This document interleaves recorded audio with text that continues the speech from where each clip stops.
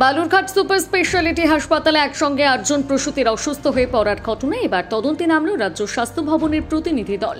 সোমবার সকালে রাজ্য প্রতিনিধি দলটির সঙ্গে ছিলেন দক্ষিণ দিনাজপুরের মুখ্য স্বাস্থ্য আধিকারিক ডাক্তার সুদীপ দাস। জেলা স্বাস্থ্য দপ্তর সূত্রে খবর, ঘটনার পূর্ণাঙ্গ তদন্তের জন্য রাজ্য স্বাস্থ্য ভবনের তরফে এই টিম পাঠানো হয়েছে।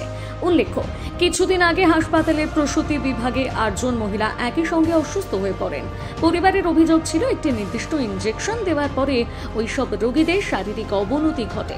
সোমবার রাজ্য প্রতিনিধি দল প্রথমে জেলা মুখ্য স্বাস্থ্য আধিকারিক এবং অন্যান্য আধিকারিকদের নিয়ে একটি বৈঠক করেন।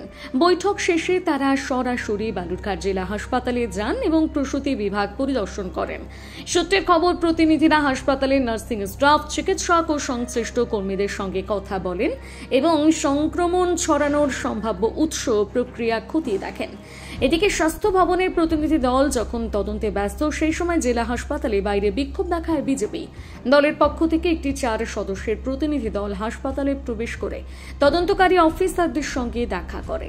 বিজেপি নেতারা দাবি করেন, জেলার স্বাস্থ্য ব্যবস্থার এমন পরিকাঠামোগত ত্রুটি বারংবার প্রকাশ্যে আসছে, এর পুনরাবৃত্তি যেন না ঘটে সে বিষয়টি নিশ্চিত করতে হবে।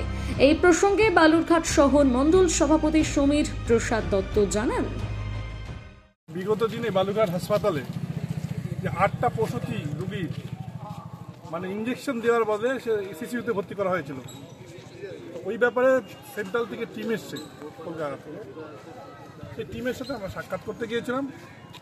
আমরা বলেছি ওনাকে যে কী কারণে এরাকেও 2টো রুগী মারা গিয়েছে, কালকেও একটা রুগী মারা গিয়েছে, এরা ভ্যাকসিনের ডিস্টার্ব না কোথাকার থেকে আসছে, আপনারা পূর্ণাঙ্গ তদন্ত করে নিরপেক্ষ বিচার করে দেবেন। উনি আশ্বাস দিয়েছেন যে ভ্যাকসিনের ওষুধের কোনো ডিস্টার্ব নেই। আমরা দেখছি ওনার কথাতে বোঝা গেল কোনো জায়গা থেকে কোনো কীটনাশক বা কোনো কিছু একটা হয়েছে, উনি যেটা বললেন। এবং তার সাথে সাথে আরও কিছু আমাদের যেগুলো হসপিটালের ডাক্তার ফাক্তার নিয়ে যে সমস্ত আলোচনা আছে সেটা আলোচনা করা হলো। উনি সম্পূর্ণ সহযোগিতা করছে, বলছেন আমি দেখছি আর নিরপেক্ষভাবে এটা। বালুরঘাট থেকে রিপন ভৌমিকের প্রতিবেদন, নিউজ টুডে।